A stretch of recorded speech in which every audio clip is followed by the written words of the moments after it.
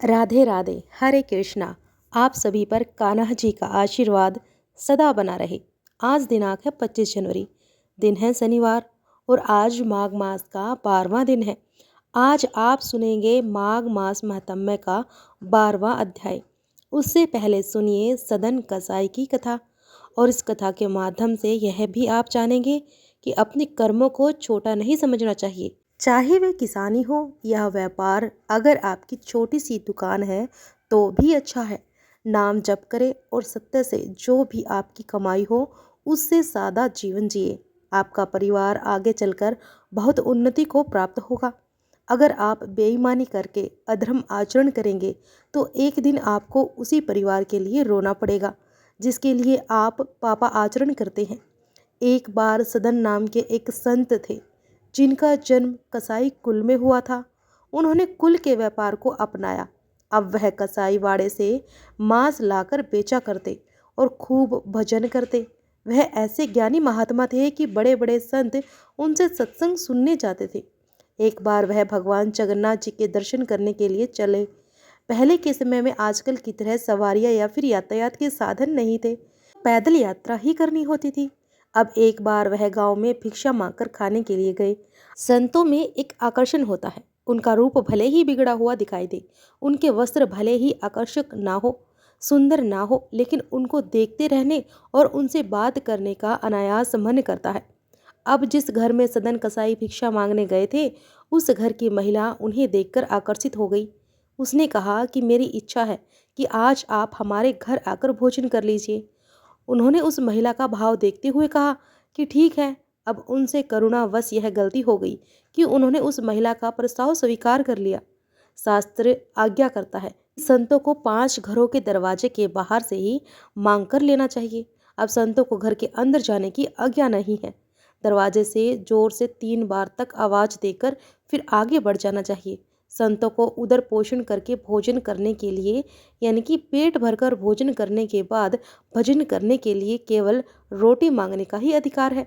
लेकिन सदन जी ने आमंत्रण स्वीकार कर लिया और उस महिला के घर के भीतर चले गए।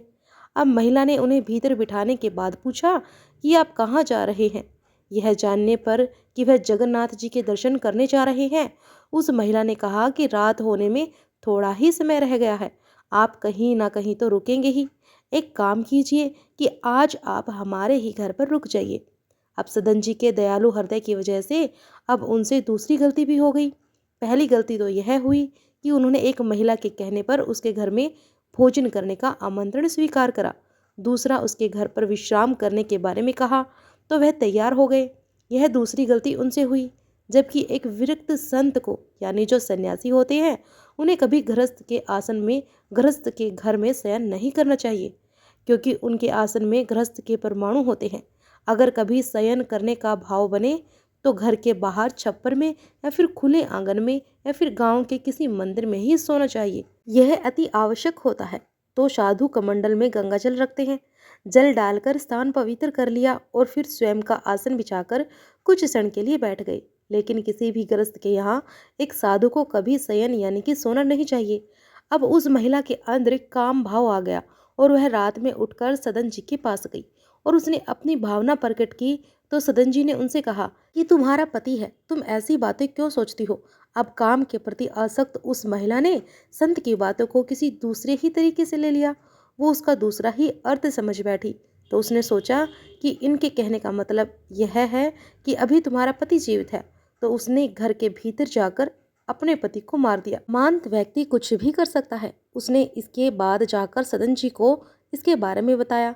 जब उन्होंने सुना तो वह बोले कि अरे यह तो महान पाप है, यह तो महान अपराध तुमने किया है। अरे तू कैसी स्त्री है, तेरी भावना ऐसी कैसे हो गई। उन्होंने उसे बहुत डांटा। अब जैसे ही वह घर से बाहर निकलने लगे तो उस महिला ने उन्हें रोका और धमकी दी कि अगर मैंने शोर मचा दिया तो तुम यहाँ से जिंदा नहीं जा पाओगे।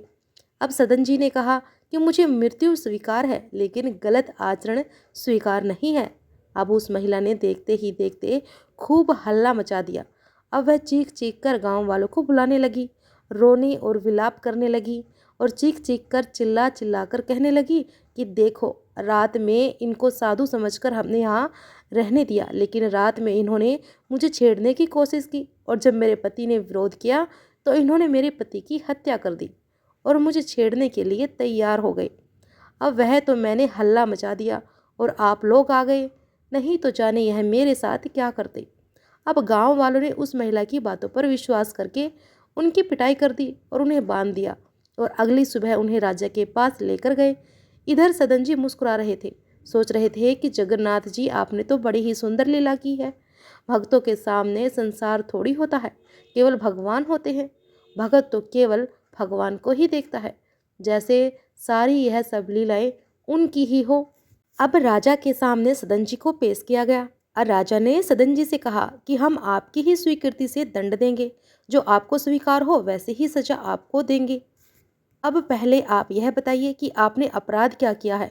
अब संतों की भाषा तो केवल संत ही समझ सकते हैं। अब उन्होंने कहा कि महाराज, बिना अपराध के दंड कैसे हो सकता है, कोई ना कोई अपराध तो हुआ ही होगा, इसीलिए भगवान ने मुझे पवित्र करने के लिए दंड दिया है। अब सदन जी यह भी जान रहे थे कि कोई ना कोई पाप किसी पिछले जन्म का बाकी तो है ही, जिसकी वजह से इस जन्म में प्रभु ने उन्हें फंसाकर पिटवा रहे हैं। अब राजा इस भाव को समझ नहीं पाए तो उन्होंने सजा दे दी कि इनके दोनों हाथ काट दिए जाए और उसके बाद इन्हें छोड़ दिया जाए। वह साधु थे, इसीलिए राजा ने उन्हें प्राण दंड नहीं दिया, केवल हाथ काटने की सजा दे दी। इधर सदन जी सजा मिलने के बाद सीधे भगवान जगन्नाथ जी के सामने गए और वहां जाकर उन्होंने कहा कि आप तो जानते ही हैं मेरी तो आपको प्रणाम करने की इच्छा थी। प्रभु, अब तो मेरे हाथ ही नहीं है। लेकिन फिर भी उन्होंने अपने कटे हुए दोनों हाथों से उन्हें जोड़कर जैसे ही प्रणाम करने के लिए प्रयास किया तो उनके दो नए हाथ निकल आए। उनको जो मार पड़ी थी उसकी वह चिन्ह भी गायब हो गई। अब उनका शरीर एकदम हष्ट पुष्ट, स्वस्थ और तेजस्वी हो गया। सदन जी ने दोनों हाथ जोड़े और जगन्नाथ जी के सामने साष्टांग लेट गए। तभी भगवान वहां प्रकट हुए और कहने लगे कि तुम्हें मुझ पर गुस्सा नहीं आया कि बिना किसी गलती के मैंने तुम्हारे ऊपर आरोप लगवाया और सजा भी दिलवाई।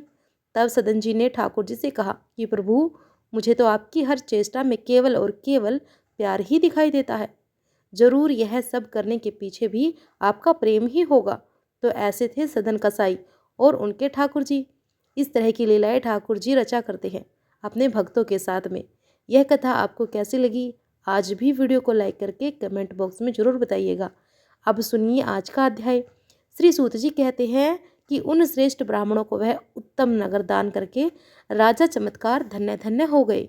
फिर उन्होंने अपने पुत्र पौत्रों और अन्य सेवकों को बुलाकर कहा कि मैंने यह नगर बनवाकर ब्राह्मणों को निवेदन किया है, इसलिए तुम लोगों को मेरी आज्ञा से इस नगर की यत्नपूर्वक रक्षा करनी चाहिए, जिससे अभी ब्राह्मण यहाँ संतुष्ट चित्त और सुखपूर्वक रह सके। जो राजा भक्ति युक्त होकर इन सब ब्राह्मणों का पालन करेगा, इनकी सेवा करेगा, वह इस भूतल पर महान तेज प्राप्त करेगा।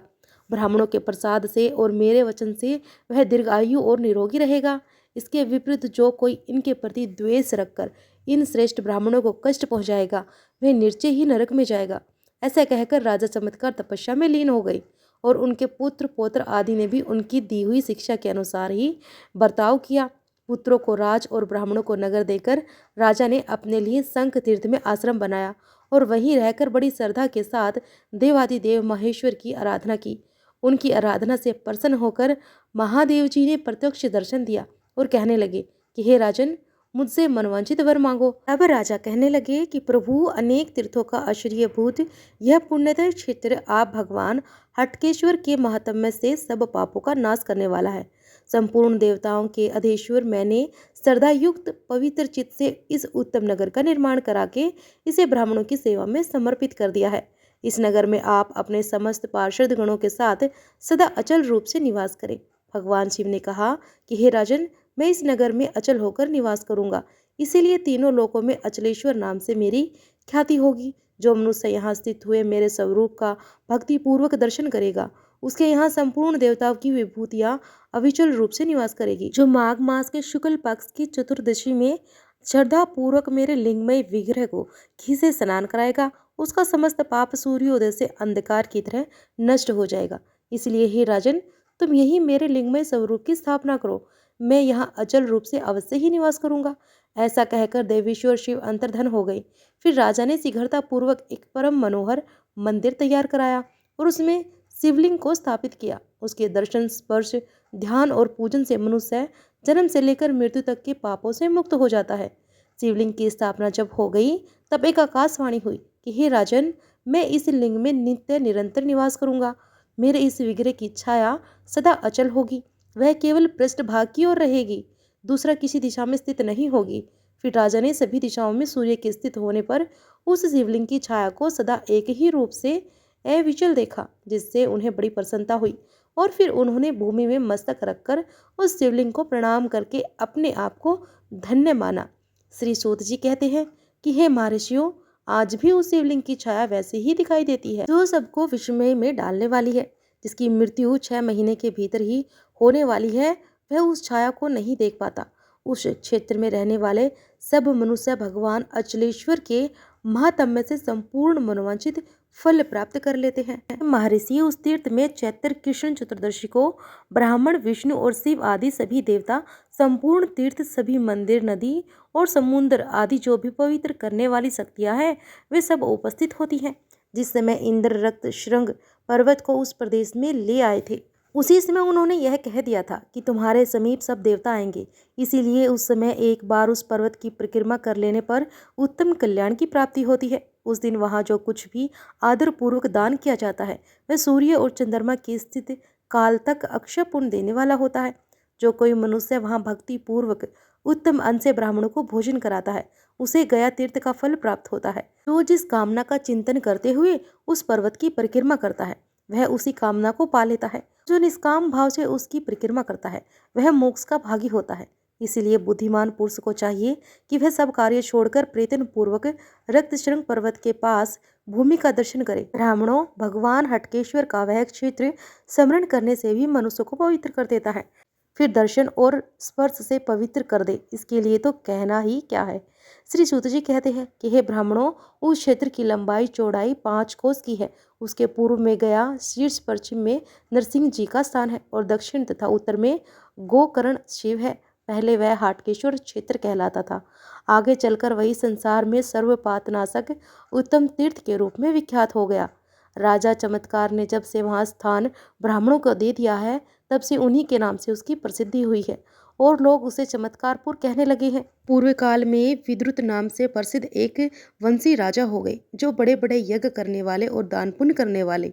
एक बार अपनी सेना के साथ हिंसक पशुओं से भरे हुए उस वन में शिकार खेलने के लिए गए। वहाँ उन्होंने सांपों के समान विषैले बाणों से कितने ही चीते, सबर और व्याघ्र और सिंह आदि पशुओं को मार डाला। उन्हीं जंगली जंतुओं में से एक पशु उनके बाण से घायल होकर भी धरती पर नहीं गिरा और वह बाण लेकर जोर से भाग गया। अब राजा ने भी कौतूहल वश उसके पीछे पीछे अपना घोड़ा दौड़ाया। इस प्रकार वे अपनी सेना को छोड़कर दूसरे घने जंगल में जा पहुंचे, जो मन में भय उत्पन्न करने वाला था। प्रायदार कांटेदार वृक्ष भरे हुए थे और वह की सारी भूमि रूखी, पथरीली और जल से हीन थी। उस वन में जाकर राजा भूख और प्यास से व्याकुल हो गए और उस दुर्गम वन का अंत ढूंढते हुए अपने घोड़ों को कोड़े से पीट पीट कर हाँकने लगे, क्योंकि घोड़ा भी थक गया था और आगे चल ही नहीं रहा था। जब कोड़े से पीट पीट कर हाँकने लगा, तब घोड़ा भी हवा से बातें करने लगा और उसने आखिरकार राजा को सब जंतुओं से दूर दुर्गम मार्ग में पहुंचा दिया। अंत में वह घोड़ा भी धरती पर गिर पड़ा और फिर भूख प्यास से व्याकुल राजा उस वन के अंदर पैदल ही चलने लगे। एक जगह पर लड़खड़ाकर गिर पड़े। इतने में ही उन्होंने आकाश में अत्यंत भयंकर 3 प्रेत देखे, जिन्हें देखकर वे भय से थर्रा उठे और जीवन से निराश होकर बड़े दुख से बोले कि तुम लोग कौन हो? मैं भूख प्यास से पीड़ित राजा विद्रुत हूँ। शिकार करने के लिए जीव जंतु से रहित इस वन में आ पहुंचा। तब उन 3 प्रेतों में से जो सबसे बड़ा था, उसने विनयपूर्वक हाथ जोड़कर कहा कि महाराज, हम 3 प्रेत हैं और इसी वन में रहते हैं। अपने कर्म जनित दोष से हम लोग महान दुख भोग रहे हैं। मेरा नाम मान साथ है, यह दूसरा मेरा साथी विदव है और तीसरा कृतज्ञ है। तो हम सब में बढ़कर पाप आत्मा है। हम जिस जिस कर्म के द्वारा यहाँ एक ही साथ प्रेत योनि को प्राप्त हुई है उसका कारण भी सुनो। राजन, हम तीनों वैदेशपुर में देवरात नामक महात्मा ब्राह्मण के घर में उत्पन्न हुए थे। हमने नास्तिक होकर धर्म मर्यादा का उल्लंघन किया और हम लोग सदा पराई स्त्री के मोह में फंसे रहे। मैंने जिह्वा की लोलुपता अर्थात लालच के कारण सदा मांस का ही भोजन किया, इसीलिए मुझे अपने कर्म के अनुसार ही मांसात नाम प्राप्त हुआ है। महाराज, यह दूसरा जो आपके सामने खड़ा है, इसने देवताओं का पूजन किए बिना ही सदा अन्न ग्रहण किया है। उसी कर्म के फल से इसे प्रेत योनि में आना पड़ा और देवताओं के विपरीत चलने के कारण इसका नाम वेदव हुआ। जिस पापी ने सदा दूसरों के साथ कृतज्ञता विश्वासघात किया है वही अपने कर्म के अनुसार कृतज्ञ कहलाता है। राजा ने पूछा, इस मनुष्य लोक में सभी प्राणी आहार से ही जीवन धारण करते हैं। यहाँ इस घने जंगल में तुम लोगों को कौन सा आहार मिलता है जो मुझे बताओ। अब मानसात कहने लगा कि हे राजन, जिस घर में भोजन के समय स्त्रियों में युद्ध होता हो वहाँ प्रेत भोजन करते हैं, और जहाँ भोजन में से पहले अगर अर्थात गोग्रास निकाले बिना भोजन किया जाता हो उस घर में भी प्रेत भोजन करते हैं। जिस घर में कभी झाड़ू नहीं लगता, जो कभी गोबर आदि से नहीं लिपा जाता, और जहाँ मांगलिक कार्य और अतिथि आदि के सत्कार नहीं होते उस पर भी प्रेत भोजन करते हैं। जिस घर में टूटे हुए बर्तनों का त्याग नहीं किया जाता और वेद मंत्रों की ध्वनि नहीं होती वहाँ प्रेत भोजन करते हैं। जो श्रद्धा दक्षिणा से रहित और शास्त्रोक्त विधि से हीन होता है और जिस पर रज सवला स्त्री की दृष्टि पड़ जाती है वहाँ श्राद्ध और भोजन हमारे अधिकार में आ जाता है। जो अन्न, केश, मूत्र, हड्डी और कफ आदि से संयुक्त हो गया हो उस पर भी हमारा अधिकार हो जाता है। जो मनुष्य चुगली करने वाला, दूसरों का कष्ट देखकर प्रसन्न होने वाला, कृतज्ञ और गुरु की सैया पर सोने वाला, और जो वेदों और ब्राह्मणों की निंदा करता है, ब्राह्मण कुल में पैदा होकर मांस खाता है और सदा प्राणियों की हिंसा करता है, वह प्रेत होता है। जो प्राय स्त्री में आसक्त, दूसरों का धन हड़प लेने वाला और प्राय निंदा से संतुष्ट होने वाला है, और जो धन की इच्छा से और वृद्ध पुरुष के साथ अपनी कन्या का ब्याह करता है वह प्रेत होता है। जो मनुष्य उत्तम कुल में उत्पन्न, विनयशील और दोष रहित धर्म पत्नी का त्याग करता है, जो देवता, स्त्री और गुरु का धन लेकर उसे लौटा नहीं देता, और जो ब्राह्मणों के लिए धन का दान होता देख उसमें विघन डालता है। तो राजा ने सुना तो पूछा कि हे मानसात, अब बताओ कि कौन सा कर्म करने से मनुष्य प्रेत नहीं होता। तब मानसात कहने लगा, जो पराई स्त्री को माता के समान, दूसरे के धन को मिट्टी के ठेले के समान और सभी प्राणियों को अपने समान देखता है वह कभी प्रेत नहीं होता। जो सदा अन्नदान में तत्पर हो, अतिथि सत्कार में प्रेम रखने वाला हो, स्वाध्यायशल और व्रत परायण होता है वह प्रेत नहीं होता। जो शत्रु और मित्र में संभाव रखने वाला हो, मान तथा अपमान में भी क्षमता का त्याग न करने वाला, वह प्रेत नहीं होता। जो धर्म में लगे हुए और धर्म मार्ग पर चलने वाले मनुष्यों का उत्साह बढ़ाता है वह भी प्रेत नहीं होता। जो सदा यज्ञ कर्म में लीन, सदैव तीर्थ यात्रा परायण और सदा शास्त्र श्रवण करने वाला है वह मनुष्य प्रेत नहीं होता। जो बावड़ी, कुआं और पोखर बनवाए, बगीचा लगवाता है, प्याऊ लगवाता है वह प्रेत नहीं होता। हे राजन, हम इस प्रेत योनि से बहुत कष्ट पा रहे हैं, तुम हमारा उद्धार करने वाले हो जाओ। गया शीर्ष नामक पवित्र तीर्थ में जाकर तुम हम तीनों के लिए अलग अलग श्राद्ध कर्म करो जिससे हमारी यह प्रेत योनि निर्वित हो जाए। तब राजा बोले, जिस योनि में इस प्रकार पूर्व जन्म की बातों का ध्यान होता है, आकाश में भी चलने की शक्ति प्राप्त रहती हो और धर्म तथा अधर्म का सम्यक ज्ञान है, तो उसकी तुम निंदा क्यों करते हो। मानसात ने कहा कि हे राजन, यह प्रेत योनि देव योनि कहलाती है। इसमें केवल 3 ही गुण हैं। पहला पूर्व जन्म का स्मरण, दूसरा आकाश गमन की शक्ति, तीसरा धर्म और अधर्म का निश्चय। उसके सिवा इसमें सब दोष ही दोष भरे हैं। अगर हम लोग इस वन की सीमा से बाहर जाते हैं तो हमारे ऊपर बिना देखे हुए मुद्र की मार पड़ती है। इसके सिवा समस्त धार्मिक क्रियाओं का अनुष्ठान केवल मनुष्य के लिए ही विहित है, प्रेत योनि या फिर देव योनि में गए हुए जीवों के लिए नहीं। हे राजन, जब सूर्य वृषभ राशि पर स्थित होते हैं तब ज्येष्ठ की चिलचिलाती हुई धूप में हम प्यास से व्याकुल होकर दूर से ही जल से भरे जलाशय को देखते हैं। अगर उनके पास चले जाएं तो हमारे ऊपर अदृश्य मुद्र की मार पड़ती है। इस प्रकार हम दूर से ही देखते हैं। गृहस्थ के घरों में नाना प्रकार की रसोई तैयार करके रखी हुई है और हम भूख से व्याकुल रहते हैं किंतु उस रसोई को नहीं ले सकते। अच्छा फल वाले वृक्षों को हम देखते हैं किंतु उन्हें सेवन करने का अवसर नहीं पाते। और अधिक क्या कहूँ, जो घृणित और क्लेशदायक कर्म है सब हमारे पास स्वतः उपस्थित हो जाते हैं। बिना किसी दोस्त के हमारे प्राण यात्रा नहीं चलती। जल, छाया, अन्न और सवारी, यह सब हमारे लिए नहीं है। इसीलिए प्रदोष काल आने पर हम सदा छिद्र ढूंढते हुए रहते हैं। हमारे आकाश गमन की शक्ति की बात जो तुमने कही वह भी व्यर्थ है। उस आकाश गमन की शक्ति से धर्माधर्म, विवेक से और पूर्व जन्म की स्मृति से भी क्या लाभ है, जिसके द्वारा मोक्ष की सिद्धि ही नहीं हो सकती। इसीलिए हे राजन, यद्यपि यह आकाश गमन आदि प्रेतों के गुण बताए जाते हैं, फिर भी इनके द्वारा कोई सिद्धि नहीं मिलती। उल्टे इन गुणों के कारण केवल दुख ही दुख होता है, क्योंकि प्रेत योनि किसी भी शुभ कर्म के करने में समर्थ नहीं है। राजा बोले, अगर मैं इस महान वन से घर को लौट जाऊंगा तो निश्चय ही तुम सब लोगों के लिए गया श्राद्ध करूंगा और यत्न पूर्वक सभी उपायों से तुम्हारा उद्धार करूंगा।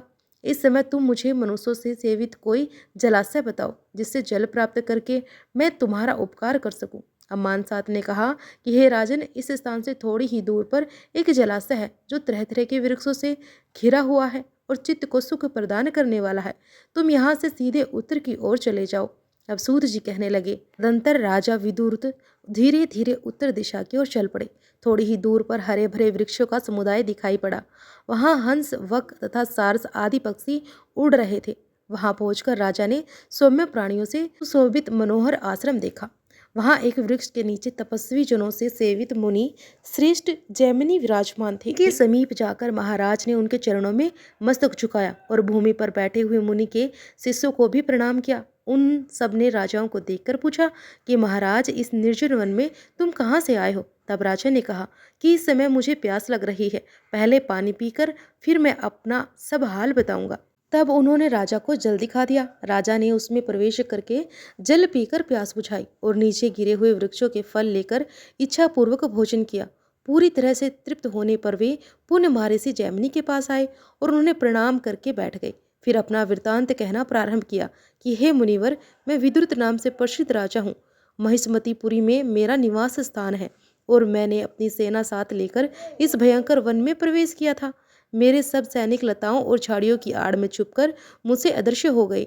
पता ही नहीं उन सैनिकों का अब क्या हाल होगा। मेरा घोड़ा भी गिरकर एक स्थान पर पड़ गया। मेरी आयु शेष थी कि मैं घूमता हुआ यहाँ आ पहुंचा। हे मुनिवर, अब संध्या का समय आ गया है, इसलिए हम सब लोगों को यथा योग सुंदोपासन आदि विधि करनी चाहिए। फिर मुनियों और राजा ने संधि उपासन की और धीरे धीरे रात हो गई। इसी समय राजा की सेना के कुछ मनुष्य उन्हें ढूंढते हुए वहीं आ पहुंचे और उन्हें देखकर बड़े आदर से बोले, अहो भाग्य, जो महाराज मिल गए। ऐसा कहकर वे राजा के चरणों में गिर पड़े। फिर उठकर उन्होंने राजा के सैनिकों के कष्ट जो देखे थे और सुने थे बतला दिए।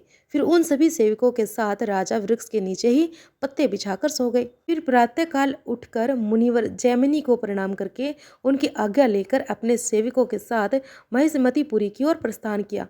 अब मार्ग पूछते हुए धीरे धीरे से चलकर राजा कुछ समय में ही अपने निवास स्थान पर आ पहुंचे और कुछ समय विश्राम करके उन्होंने शीघ्र ही गया शीर्ष की यात्रा कर दी। और समय अनुसार वहां पहुंचकर राजा ने स्नान किया और धुले हुए वस्त्र धारण करके पवित्र होकर श्रद्धायुक्त हृदय से पहले मानसात का श्राद्ध किया। फिर रात में सोते समय स्वप्न में उन्होंने देखा कि मानसात दिव्य माला और वस्त्र धारण किए हुए दिव्य विमान पर आरूढ़ है। उस समय मानसात ने राजा से कहा कि हे राजन, तुम्हारी कृपा से मैं प्रेत योनि से मुक्त हो गया हूँ। तुम्हारा कल्याण हो। अब मैं स्वर्गलोक को जाऊंगा। तब हर्ष से भरे हुए राजा विद्रुत ने वेदों के लिए यथा योग श्राद्ध किया। फिर वह भी उसी प्रकार राजा को स्वप्न में दिखाई दिया और मानसात की तरह ही कृतज्ञता प्रकट करके स्वर्गलोक को चला गया। फिर तीसरे दिन राजा ने पूर्ववत श्रद्धा पूर्वक कृतज्ञ के लिए भी श्राद्ध किया। अब राजा को उसने भी स्वप्न में दर्शन दिया, किंतु वह अभी भी उसी प्रेत योनि में आया था और बड़े दुख से घिरा हुआ था। अब कृताग ने कहा कि महाराज, तड़ाक के लिए नियति धन की जिसने चोरी की है और जो सदा कृतज्ञ रहा है, मुझे ऐसे पाप की आत्मा की अभी तक मुक्ति नहीं हुई है। इसीलिए जिस प्रकार मुझे भी इस दुख से मुक्ति मिल जाए वैसा कोई उपाय करो और अपनी की हुई इस सत्य प्रतिज्ञा को पूरा करो। सत्य ही पर ब्रह्म है। सत्य ही परम तप है और सत्य ही परम ज्ञान है। सत्य ही परम शास्त्र है और सत्य के बल से वायु चलती है। सत्य से सूर्य तप रहा है और सत्य वचन से ही समुद्र अपनी मर्यादा का उल्लंघन नहीं करता। हे राजन, तुम भी सत्य को ही आगे रखकर मेरा उद्धार करो। यह पुण्य तुम्हारे लिए तपस्या से भी बढ़कर कल्याण का साधक होगा। अब राजा विदुर ने पूछा कि हे प्रेत, तुम्हारी मुक्ति किस उपाय से हो सकती है, मुझे शीघ्र बताओ। अब दुष्कर होने पर भी मैं उस उपाय को अवश्य ही करूंगा। अब प्रेत ने कहा कि हे राजन, चमत्कारपुर में जो हाटकेश्वर क्षेत्र है वही कलयुग से डरा हुआ गया शीर्ष तीर्थ प्लक्ष अर्थात पाकड़ नामक वृक्ष के नीचे धूल में छिपा हुआ है। उसके चारों ओर संयोजित शाक कुश और जंगली तिल के पौधे हैं। वहीं जाकर तुम तिल, अन्न, शाक और कुश आदि सामग्रियों के द्वारा मेरे लिए श्राद्ध करो। ऐसा करने पर शीघ्र ही मेरी मुक्ति हो जाएगी। प्रेत की यह बात सुनकर दयालु राजा वहीं गए और उसके बताए अनुसार उन्होंने सब कुछ किया।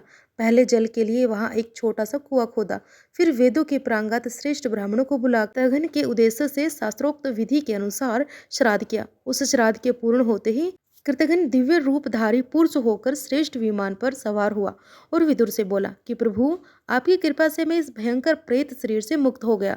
अब मैं भी स्वर्ग को जा रहा हूँ। श्री सूत जी कहते हैं कि तब से लेकर गया शीर्ष क्षेत्र में वह लघु कूप प्रसिद्ध हो गया और उस क्षेत्र में पितरों को पुष्टि देने वाला है।